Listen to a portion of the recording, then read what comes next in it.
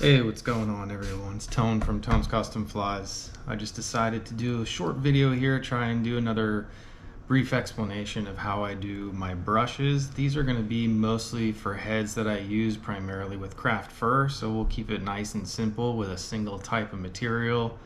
We'll do two colors, one base color with one accent, and we're going to get into the electric lettuce color combination, which is a chartreuse over a sky blue,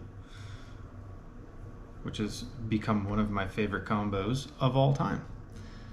So again, I like to keep it nice and simple, outside of using dubbing brush apparatuses and tables and such. I just like to use my vise when I'm doing these kind of production style. Just makes it a little bit easier for me to have everything in one place. I fashioned a small table that just sits right in the center and is kind of, again, the perfect size to be able to do a 6 to 7 inch brush, which if you're using it for head material, could be 4 or 5 brushes depending on how conservative you are with your brush material. If you're doing full bodies and longer fibers, you can usually do 2 to 3 on them. I just find that the shorter the brush, the more manageable the size is to be able to manipulate and manage those fibers when you're in the middle of a tie, especially if they're going to be longer fibers that you're working with within the brush. So if you have a longer one, sure, you can do them 12, 16, 18 inches, but having to manage that amount of material over that volume of brush can be a little bit overwhelming. So I like to keep them short. Once you get a system set up and you get the mechanics down for it, you can usually run through them pretty quickly. But I'll take my time and go through it just to keep it simple so that you can see exactly how I do it and how simple it can be once you get everything dialed in. So I've got this. This is the dubbing wire in stainless in a .009, the large size from Uni, which has become one of my favorites. And I just have a backwards facing hook over here to catch my bend in the wire. I will have a little bit of dubbing wax because I tend to always use that stuff, just for whatever security you can buy yourself. A good pet grooming brush, because trust me, once you get a not so great conditioned one, you're gonna wish you had a different one. And just some scissors that I use to specifically cut wire, nothing else. Those are my wire scissors. But yeah, let's get into it. So we've got this on our little bobbin here, and I'll just draw a little bit of excess and start wrapping around the post. Post on this other side, I'll usually give 4 or 5 wraps just to lock in place. And you can see obviously that ain't gonna go anywhere. So I kind of know the heights. It's going to rest right about the top of the table. Like I said, I fashioned it so it would rest, kind of exactly where I wanted it, in the position between to hold the brush material almost end to end, giving you a little bit of buffer in there too.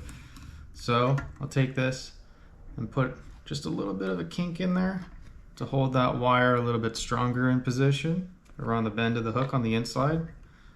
And then for the length that you're going to be running your material, give a little bit of that wax just to hold everything down once you get to that point. At this point, I'll bring my table in here. And then we'll start cutting materials. So what I like to do, and I'll explain it as I go as well, is to build bulk. If you're doing it for head material with craft fur, there's going to be a significant amount of underfur that's going to come out of it once it's all brushed. Therefore, I'm going to lay it a little bit heavier, and I'm going to run it so there's about a 1/2 inch or so, maybe somewhere between a 1/2 inch and a 3/4 inch overhanging the bottom side. And that's going to build a little bit more of that volume to give that craft fur brush more taper. So our base color is going to be this chartreuse, which I showed a different chartreuse earlier, but I have a patch here that's got a little bit more volume to it, which I kind of like. So it looks all clumpy, but once it brushes out, it's going to be very, very smooth. And the contrast with the blue, I think, is going to add a little bit more vibrance to it.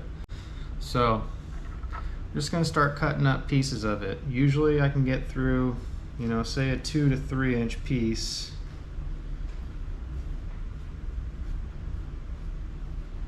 And of course, as the camera's not even on that, well, I'll just show you once I find my scissors.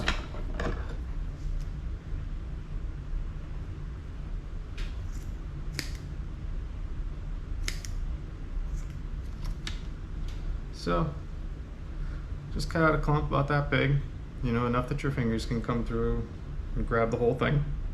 Some people like using clips, some people, I mean, everyone's got their own technique here. But I'll just take that, grab it, lay it down. With all the fibers closing in the gap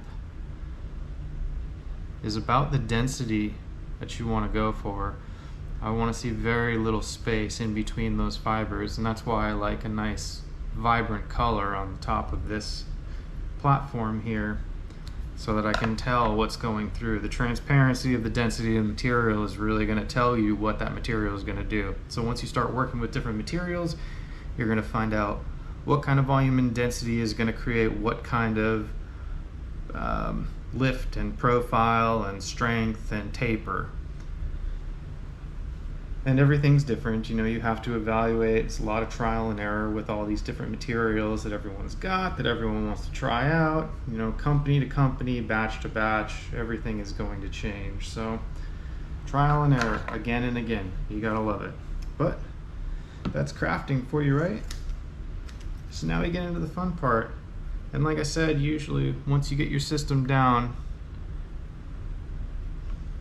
you'll be able to look at it, evaluate how much you want to pull in a single draw, how much you need to cut, how you're going to lay it out. Usually I'll lay out a whole brush within 2 to 3 grabs of material.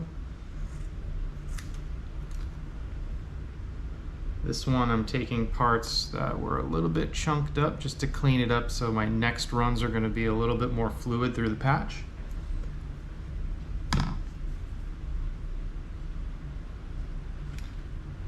Again, I think maybe I should have shown how I was doing it through this patch, but I'm sure you can imagine. Like, think about just, you know, a barber cutting hair. You're gonna come through and you're gonna grab it, you know, comb it up, pull it nicely through your fingers, get some of that loose shit out, and then just make a nice clean cut. And like I said, you're gonna have quite a bit of underfur that's gonna come out once you hit that 1/2 inch plus mark on the way back.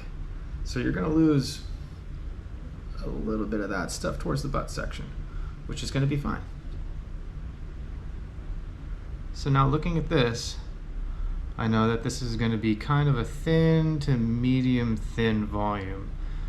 Perfect for head material. You're relying on the taper that you created before the head goes on. So without so much density on the inside here by the wire, you're not creating any more lift. You're basically accommodating the profile that you already created within the fly. So at that point, we're going to take our secondary color, our accent color here, and make this electric lettuce happen. So same thing, I'll just comb out a little bit here. And for the accent color, you know, we're just going to do it a little bit more sparsely so it shows through. Ooh, I had some wax on my finger. That didn't work out too well.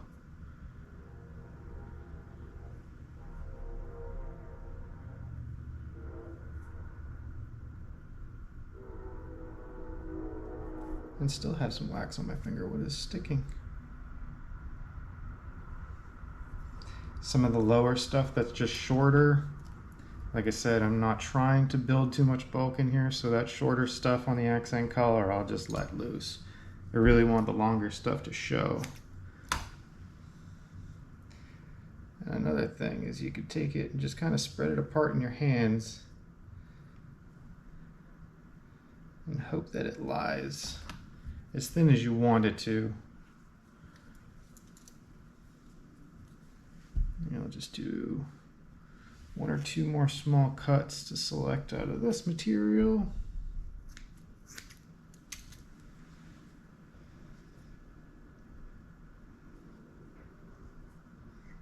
To obviously see some spots where I might want some more. So. And now you see where I just lay that kind of healthy. If you're gentle enough, you can take it, just spread it apart a little bit more. And you'll see with craft fur, you'll get a good amount of blend in the material as long as it's the same density. That's why the contrast in color is really the most important thing for any of these fibers to stand out. So instead of getting one color that's been blended, you're going to be getting two very different colors contrasting against each other.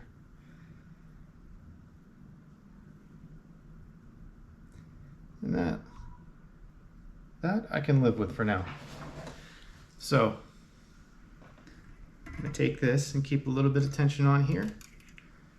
Bring it over to the other side and pin this down so I can give it a quick wrap. Put some tension on there. 3 or 4 wraps usually does it. And I'll come back. With craft fur, you don't really have to, with some other brush materials that I make, I'll wind up putting a few spins to create tension from this side first so it catches the material right about here at this line. But I'll keep these edges nice and tight, so material free from anything from a certain point outward. And then just give a little bit of tension on that. Pull this out of the way. Without giving those first tensioning spins from this side in, the craft fur usually holds pretty well and you don't have to worry about it falling out if you give it just a touch of tension there. So, come through. We already gained tension. I can feel it in my left hand, your right side, and then we'll just start building from there. The craft fur, once it gets tangled up in there, tends to free up pretty easily as long as you've got a good brush, which is super important. And it's just a matter of finding the density at which you can start to pick all of this stuff out. So I like to get it tight enough that I'm not going to lose a lot of material if I do lose some in here, but loose enough that you can free anything. So I mean, there's a very fine balance between there.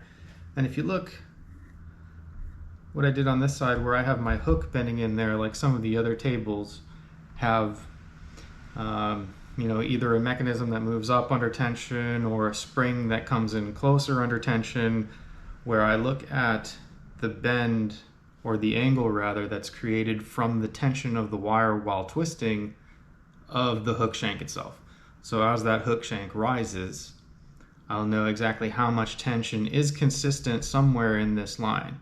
And the real trick is to find out if there's any inconsistencies in tension based on trapped materials or the type of wire that you have within here somewhere in this mix. And you'll be able to find that after the first pick out. So I wait until it's pretty consistent out here, pretty consistent over here, nice and tight. This starts lifting up to a decent angle. Usually I'd say, it's ready at about a 45-degree angle if it's consistent throughout the length of the brush. So now I feel comfortable with the tension there.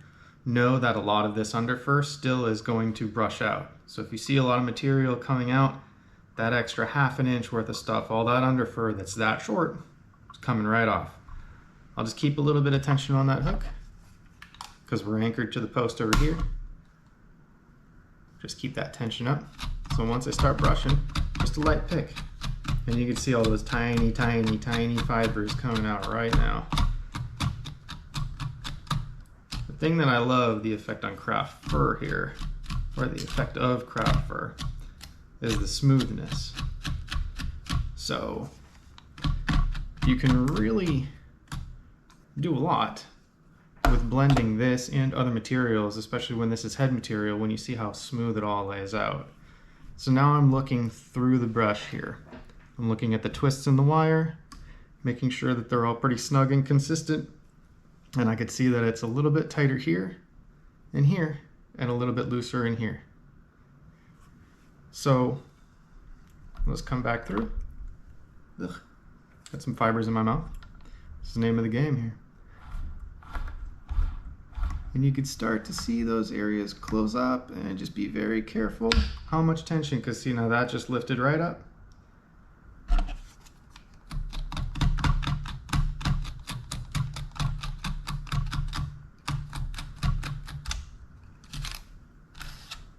And then by the time you're ready to brush side to side, you should have pretty much all of your fibers free. You'll feel and hear less picking and clicking. And start to see that nice smooth flow. Now, all that other stuff comes out. You can save all your dubbing material if you like. Sometimes when I'm making this, I run through so much of it that I don't even bother to, or I'll just, set aside a bag and give it away to somebody because I don't really use it too much. But I'll always double check it. So once I have a clean brush over here, relatively clean, just give it a quick pick. And notice that we're not pulling out any more material. It's tight enough. All of the material that has been loosened is free of the brush, so you're not going to have any stragglers or anything beside it after you do the tying. So again, with the craft fur, nice and smooth. It'll blend into the profiles that you create so well. Here's where I take my wire scissors,